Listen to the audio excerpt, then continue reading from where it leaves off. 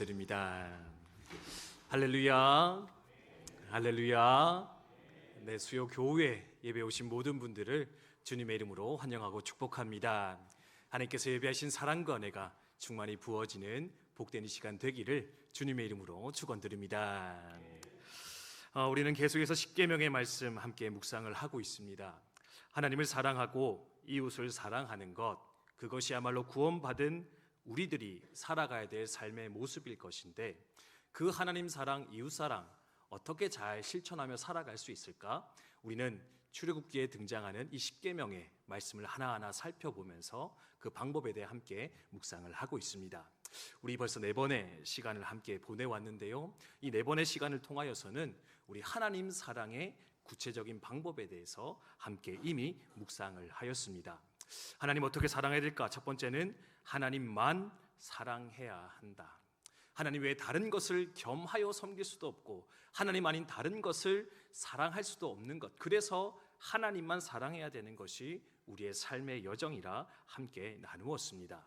그리고 두 번째는 뭡니까? 하나님을 내 기준이나 편의에 따라서 제한하여 섬기는 것이 아니라 하나님을 하나님 그대로, 하나님을 있는 그대로 모시고 섬기며 겸손히 엎드려 예배할 수 있는 것, 그것이 또한 우리가 하나님을 사랑하는 방법이라 나누었습니다. 세 번째는 뭡니까? 우리의 말과 행동을 통해서 하나님의 영광 가리지 않아야 된다.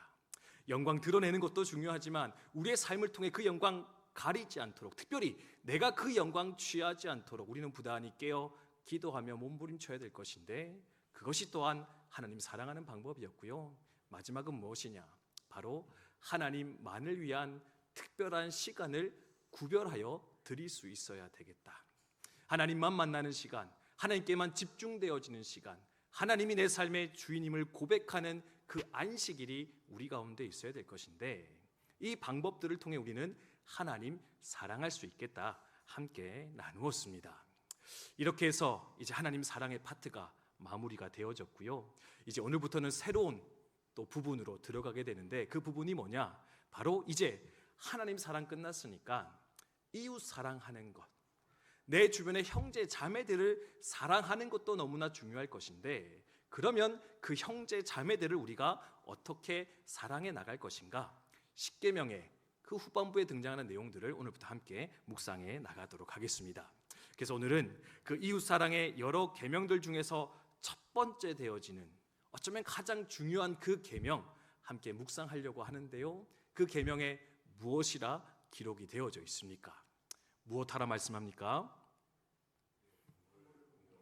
그렇습니다. 내 부모를 공경하라. 내 부모 공경하는 것으로서 진정한 이웃 사랑은 출발되게 되는 것이다. 하나님께서는요, 힘주어 강조하며 우리 가운데 가르치는 것 발견할 수가 있습니다. 말씀 준비하면서 타이밍이 참 기가 막히다 개인적으로 생각을 했던 것 같습니다. 여러분, 지난주 주일이 무슨 주일이었습니까? 어버이 주일이었죠. 그렇죠?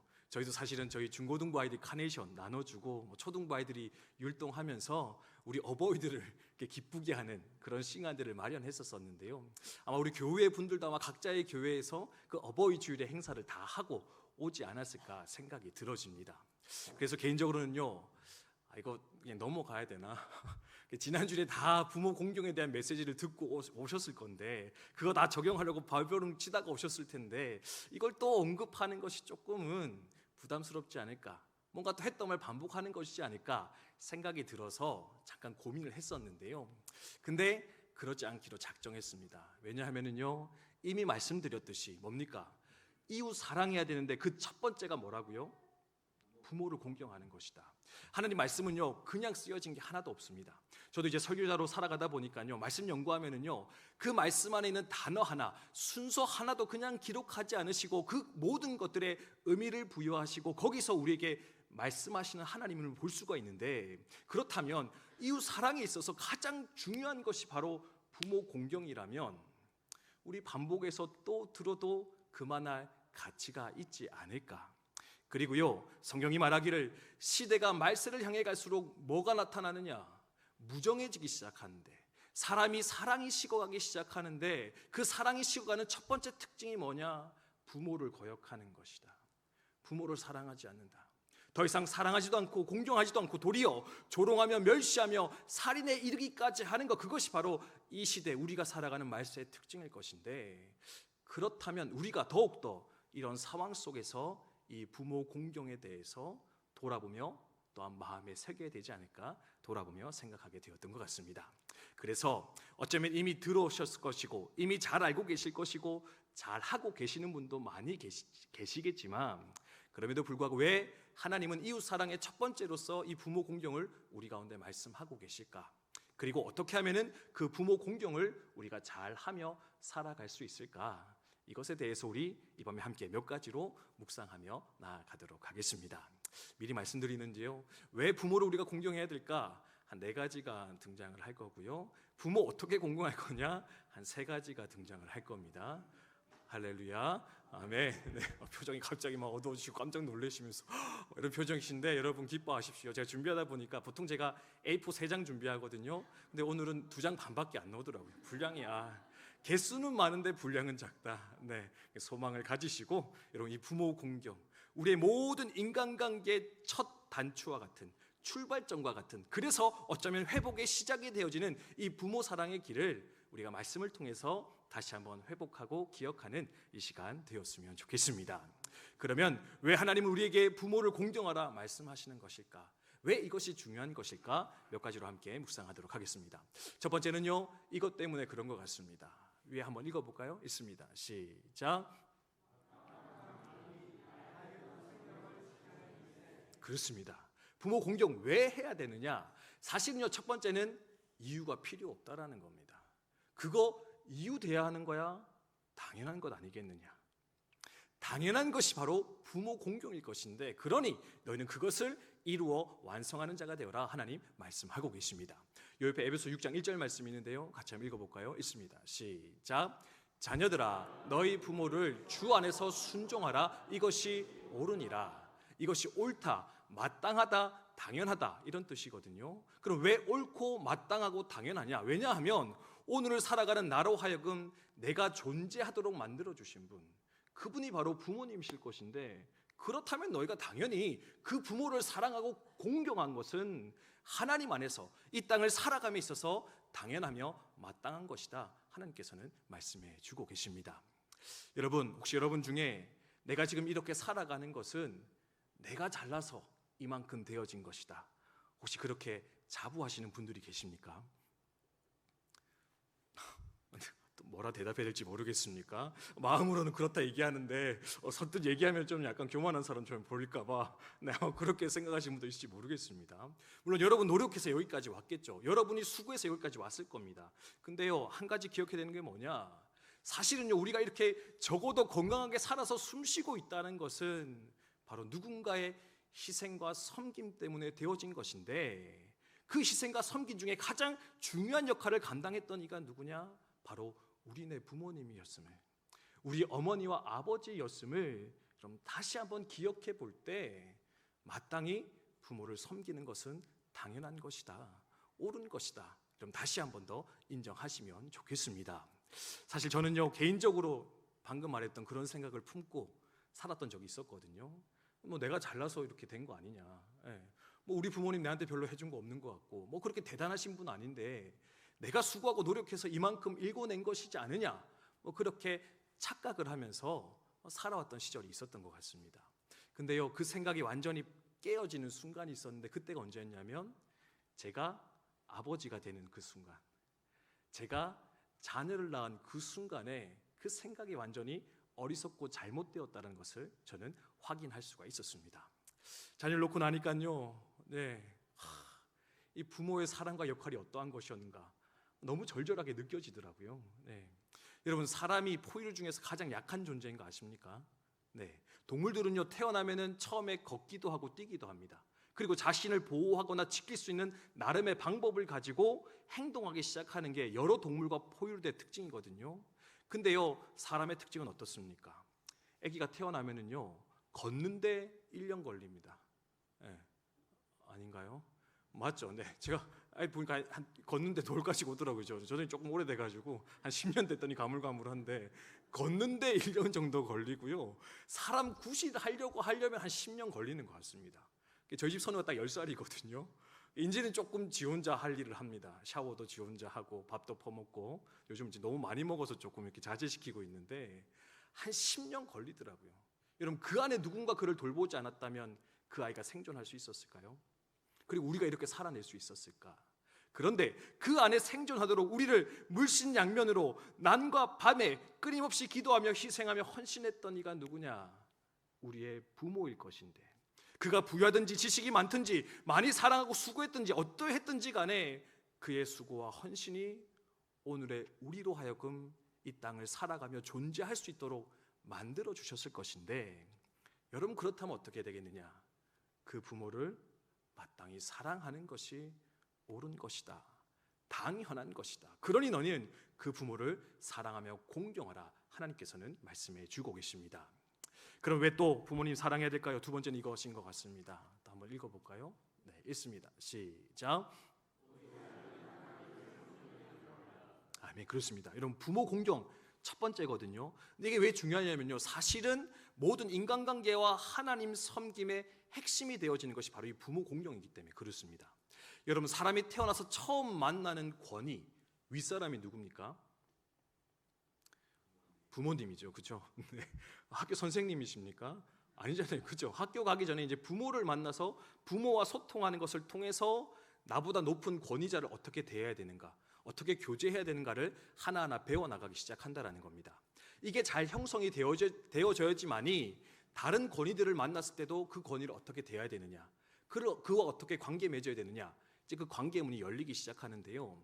근데 이거는 단순히 사람과의 관계만으로 끝나지 않는다라는 겁니다.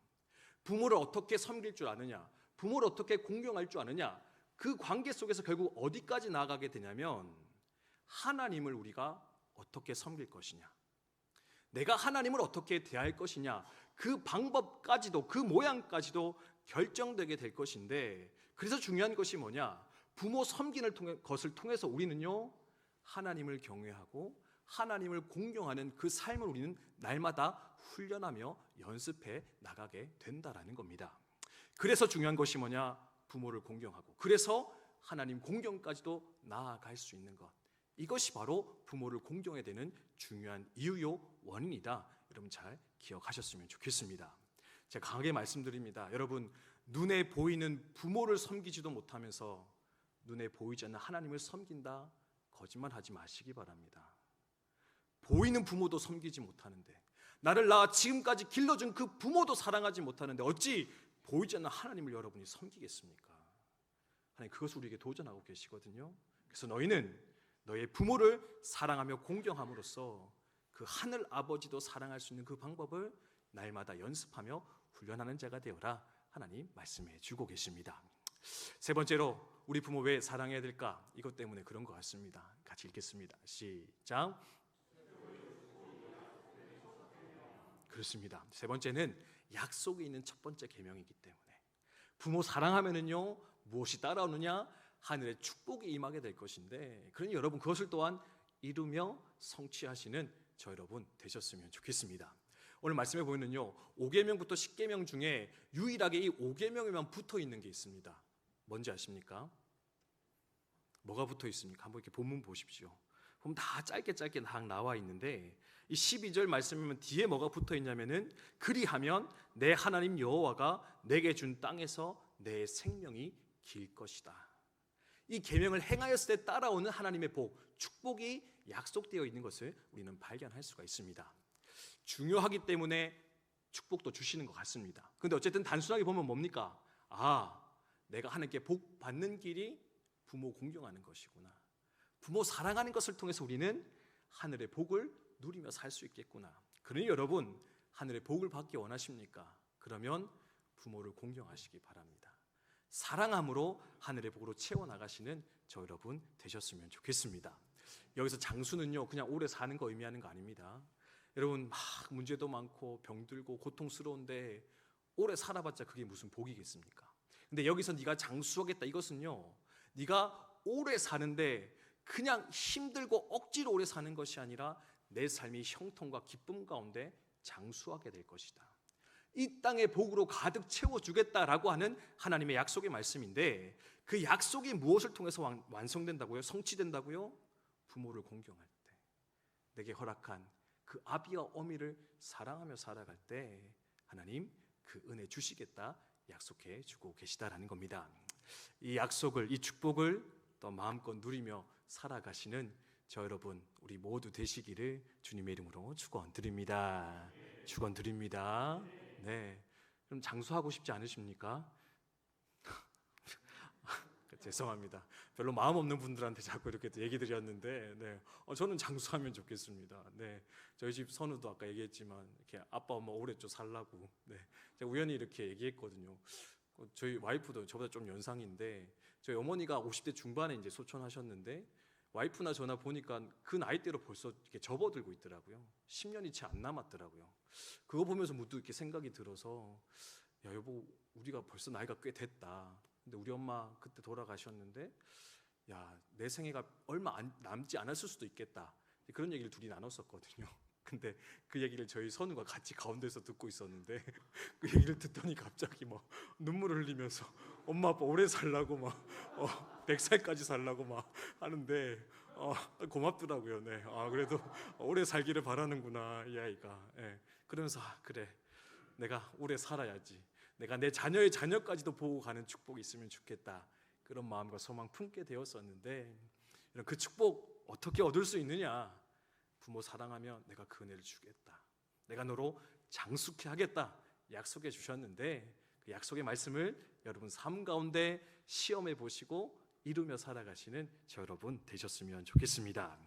마지막으로 왜 부모 사랑해야 되느냐, 이유를 말씀하는 것 같은데요, 같이 읽겠습니다. 시작. 그렇습니다.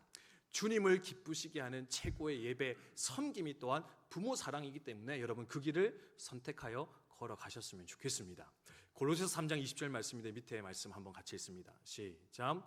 자녀들은 모든 일에 부모에게 순종하십시오. 이것이 주님을 기쁘시게 하는 일입니다. 아멘.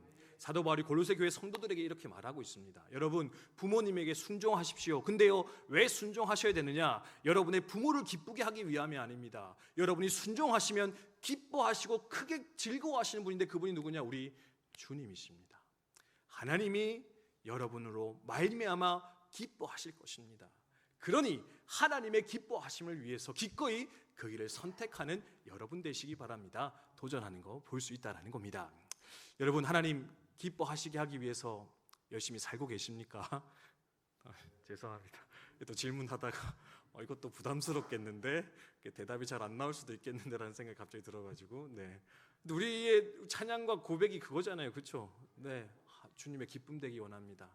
주님을 영화롭게 하기 원합니다.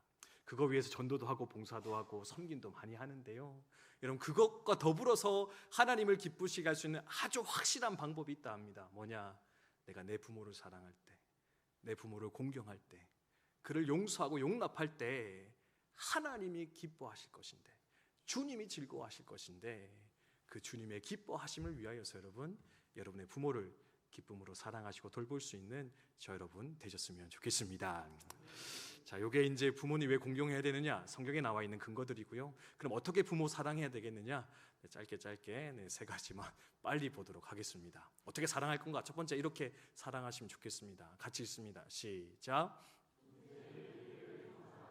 아멘. 그렇습니다. 부모를 공경하라. 이 공경이란 단어가 카베드라는 히브리어랍니다. 히브리어는 어떤 걸 의미하고 있었느냐? 간장, 우리의 내장을 뜻하거나 무거움을 뜻하는 단어라고 합니다. 그래서 공경한다라는 건 뭐냐면요, 내 내장처럼 내 중심 깊이 내 부모를 받아들이고 중요하게 여기는 것, 이게 바로 부모 공경의 첫 번째 출발점이라 말씀하고 있는데, 여러분의 부모님을 이렇게 무겁게 가치 있게 여러분의 중심에 모시고 살아갈 수 있는 저 여러분이 되셨으면 좋겠습니다. 여러분 부모님 공경하십니까? 그렇죠? 사랑하시고 공경하실 겁니다. 근데요, 겉으로는 공경한 것처럼 보이지만 그 마음에 부모를 멸시하거나 무시하는 마음은 있지 않는가 한번 좀 돌아보시면 좋겠습니다. 특별히 부모가 나이 들고 병들고 경제력을 잃어가고 오히려 내 삶에 돌봄의 대상이 되고 짐처럼 느껴지는 그 순간이 찾아올 때, 나보다 배운 것이 없고 나보다 지식이 짧고 말하는 것이 고집스럽다 느껴지는 그 순간에 우리는 자칫 부모를 멸시하고 무시하며 가볍게 여기는 어리석음 가운데 들어갈 수도 있겠다 생각이 들어집니다. 여러분, 그럼에도 불구하고요, 그 부모를 가벼이 여기지 마시고 함부로 여기지 마시고 하나님이 내게 주신 하나님의 대리자요, 나를 사랑으로 돌보고 이끌어왔던 하나님의 섬김의 도구였음을 끝까지 기억하면서 그 부모를 내 마음 깊은 곳에 중심으로 모시고 공경할 수 있는 저 여러분이 되셨으면 좋겠습니다. 그래서 두 번째로 이거 하셔야 되는데요, 같이 읽겠습니다. 시작. 그렇습니다. 귀를 기울이고 움직이셔야 됩니다. 아까 골로새서 말씀에 나왔죠. 부모에게 순종하십시오. 네, 순종하십시오. 부모 사랑과 항상 연결되는 게 순종인데, 마음으로 무겁게 여기는 것도 중요하지만 그렇게 했다면 가치 있는 자는 항상 그 말을 듣고 따르기에 힘쓰는 게 바로 인간의 모습이거든요. 그러니 부모의 말을 또한 순종하며 지키기 위해서 부단히 애쓰실 수 있는 저 여러분이 되셨으면 좋겠습니다. 물론 뭐 교회 가지 마라, 나쁜 짓 해라, 그런 말씀하시면 순종하기 쉽지 않겠죠. 근데 그것이 아니라면은 적어도 그 말을 무겁게 여기고 그 말이 내 삶 가운데 완성되어질 수 있도록, 근데 그것이 사람의 말이 아니라 하나님이 주신 말씀이요 하나님을 기쁘시게 하는 것이다 기억하시며 그 길을 걸어가셨으면 좋겠습니다. 그리고 마지막 세 번째는 이것인데요, 같이 읽겠습니다. 시작. 그렇습니다. 피상적으로 섬기지 마시고 실질적으로 섬기시면 좋겠습니다. 바꿔 말하면 실제적 필요를 채워주심으로써 그 부모를 사랑하시고 공경하시는 저 여러분 되셨으면 좋겠습니다. 제가 작년 어버이 주일날 그런 사진 하나 보여드렸었거든요. 현수막이 걸려 있는데 거기 뭐라고 적혀 있느냐, 꽃으로 때우려 하지 마라. 어머니와 부모님으로부터 꽃으로 때우지 마. 꽃 한 송이 보내고 어버이날을 보내었다. 옳지 않다라는 겁니다. 부모가 필요하는 정서적, 육체적, 영적 필요를 실제적으로 채워주는 것이 또한 부모 공경, 사랑의 마지막 단계일 것인데, 그럼 내 부모가 무엇을 필요로 할까 돌아보시고 그것을 채워나갈 수 있는 저 여러분이 되시면 좋겠습니다. 예전에요, 공익광고인지 무슨 광고인지 모르겠는데 그런 광고가 있었어요. 이렇게 아이에 대해서 질문을 던집니다. 여러분의 아이가 좋아하는 음식이 뭡니까? 그 아이 언제 사랑한다 말했습니까? 언제 입맞춤을 하셨습니까? 그 아이 언제 함께 시간을 보내셨습니까? 그러니까요, 아빠들이 나와서 막 너무 기뻐하면서 그 답을 다 다는 겁니다. 근데요, 그러고 끝나고 나서 질문의 단어 하나만 바꿔서 던지기 시작하는데 이 아빠들이 당황하기 시작합니다. 뭐냐? 당신의 아이가 좋아하는 음식이 뭡니까? 질문하니까 적었잖아요. 근데요, 당신의 아버지가 좋아하는 음식이 무엇입니까? 질문이 나왔는데 적지 못하기 시작합니다. 당신의 아버지에게 사랑한다 말한 적이 최근에 언제셨습니까? 적지를 못합니다. 당신의 아버지 언제 입맞춤 하셨습니까? 적지를 못하고요. 언제 그 아버지와 즐거운 시간을 함께 보내셨습니까? 질문하니까 적어 내려가지를 못하는 겁니다. 그리고 마지막에 이제 아버지의 영상이 이렇게 탁 나오는데 그 아버지가 또 그렇게 하시죠. 내가 잘해주지 못해 미안하다. 그 아버지한테 미안한 마음 한참 갖고 있는데 그 아비는 또 그 아들에게 미안하다 이야기하니까 이렇게 눈물을 펑펑 흘리면서 아버지와 재회하는 그 장면을 보게 되어지는데, 여러분의 아버지와 어머니가 좋아하는 음식이 뭔지 아십니까? 요즘 즐기는 취미가 뭔지 아십니까?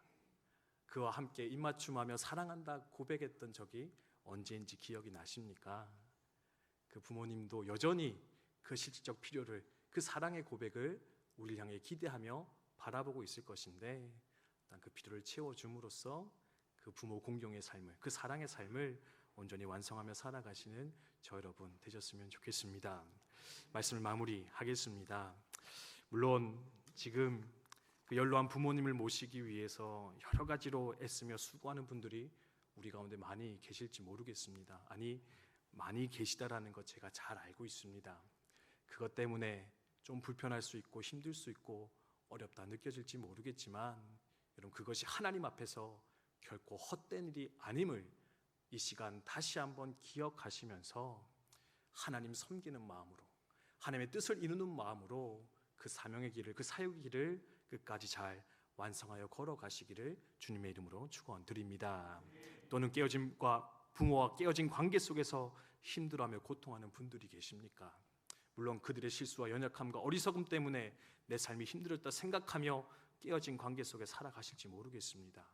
근데요, 여러분 할 수 있다면 먼저 사랑하시고 용서하시어 그 관계를 회복해 나아가시는 저 여러분이 되셨으면 좋겠습니다. 하나님 말씀하십니다. 나와 함께 가자. 내가 책임지겠다. 내가 복 주겠다. 내가 그것을 통해서 내 삶을 회복하겠다. 오늘도 말씀하시며 우리를 가르쳐 주고 계신데 그 약속의 말씀, 은혜의 말씀에 온전히 순복함으로써 그 하나님의 복을 온전히 누리며 살아가시는 우리 모두 되시기를 주님의 이름으로 축원드립니다.